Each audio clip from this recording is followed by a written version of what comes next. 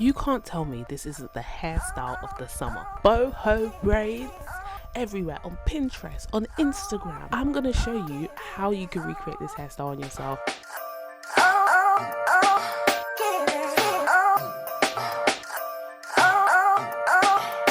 It's your good sis Patz, and welcome back to my channel. We are so excited to do this today. Make sure that you subscribe, like and comment underneath this video. Liking the video also really helps me to reach more people, and I'd love to build my community. Let's get into this hair. Now the first thing we did is pre-parted. Now I just pre-parted my whole head, as you can see here. I used my three-way mirror and I got this done first thing because this is really time consuming, and I also feel like it just like messes up your flow when you have to like keep going to the mirror to part your hair. Now let's get into the rest of the things that you're going to need to create this hairstyle. So first things first, you're obviously going to need some braiding hair. Now I use Expressions braiding hair in color 4. I use color 4 to match this wig. Now I'm using a wig for my curly pieces.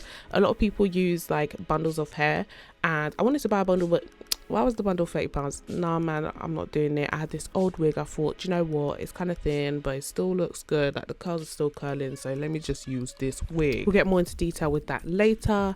I also got a detangling brush and bobbin holders. I've got 2 bobbin holders now, a small and a big one. I used one for the braiding hair and one for the curly human hair. A new addition is this olive oil spray. We're going to talk about this a bit later. Shine and jam. I've also got my edge brush and edge control, and as always I've got my clips ready to go. So let's get into separating out this hair. With any protective style, I recommend that you separate out your hair before you even start braiding. Here I'm just grabbing the wig and I'm gonna cut some of the hair off the wig. When I first saw people, you know, buying bundles, I was like, why are people not just like cutting the hair off the bundles? Like, why are people not just cutting it? When you cut hair off of a bundle, you get a lot of like tiny little hairs that come off. I don't know if it's because of the way that it's attached to the weft or what, but you get a lot of little tiny hairs. So as you cut, all of these tiny little hairs just start to pop out and it gets really messy. It's quite difficult to keep it together. The shine and jam kind of works, but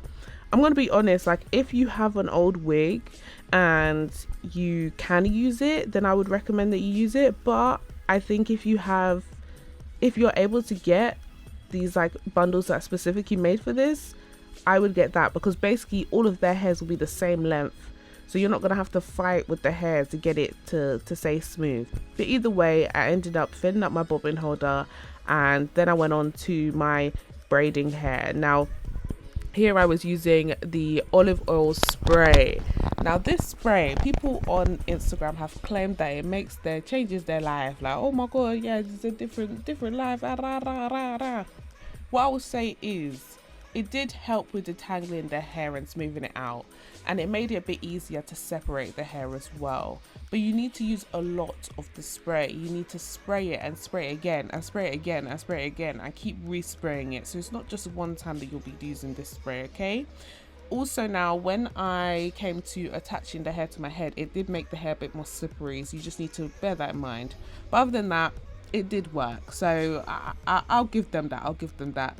But yeah, just fill up your whole bobbin holder, maximize space, and then you're ready to braid. I like to start at the back of my hair when I braid, because that way the first few braids that you do, they're usually a little bit wonky, they're a little bit wayward, so you can kind of hide them in the back. Like, they're big, they're small. You're also trying to get into the groove of braiding, and a lot of braiding is about rhythm, and it's about just finding that rhythm and keeping it going. So I find that when I'm at the back of my head, I can make little mistakes, and you know, we can then move forward from there. So starting at the back of my head, I was starting to braid, making sure to add shine and jam as I go.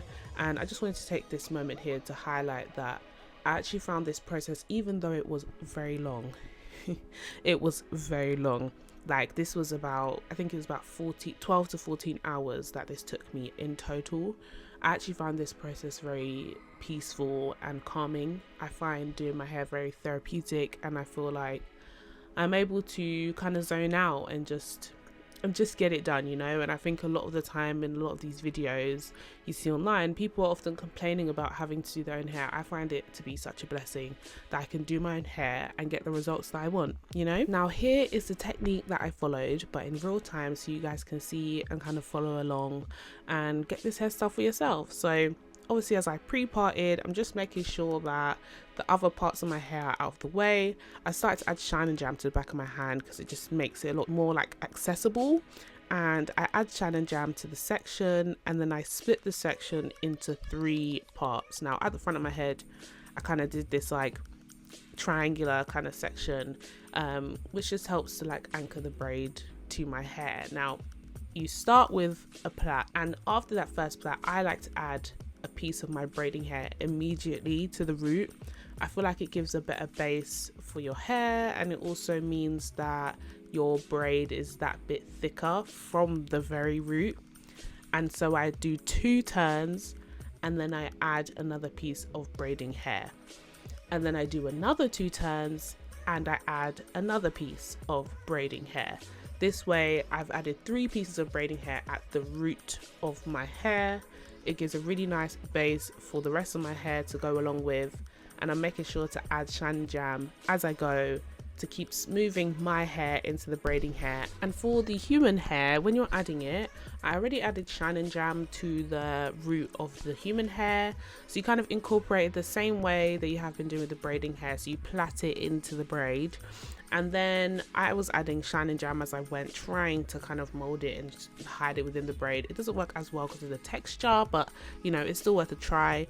But after maybe 2 or 3 turns, you want to pull out the curly end of the hair and continue braiding so that the root of the curly hair is braided into your braid. Now you want to keep doing this, but you will find that sometimes it pops out, so the end of the root of the curly hair will kind of pop out of your braid, and you could just cut that off afterwards.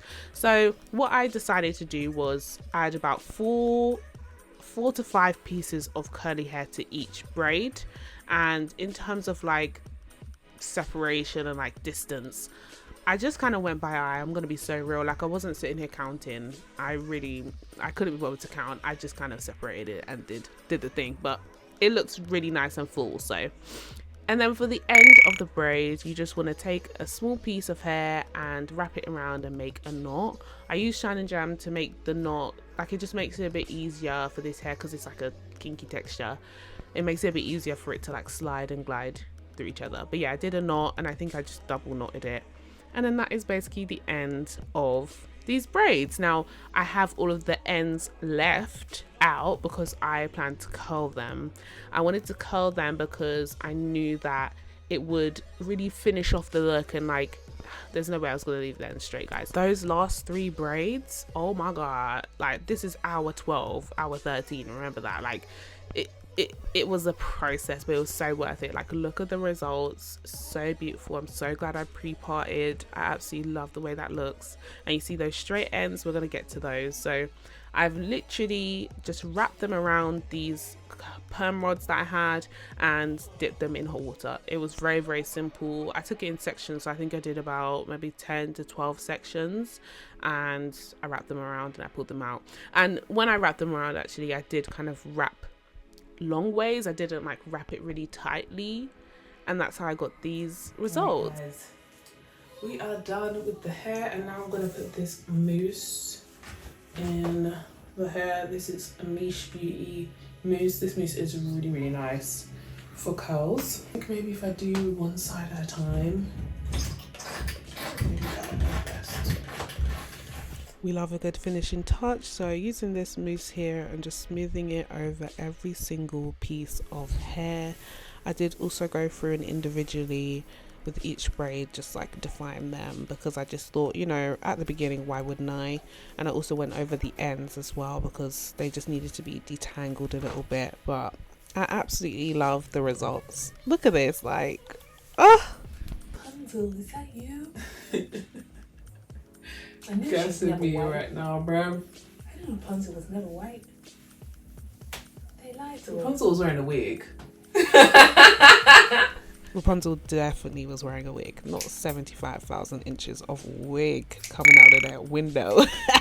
But yeah, here I am just cleaning up the very ends of the hair, and this is the final results, guys. So happy with it. I went on holiday and I had the most amazing time. I really hope you enjoyed this video, and I'll see you in my next one.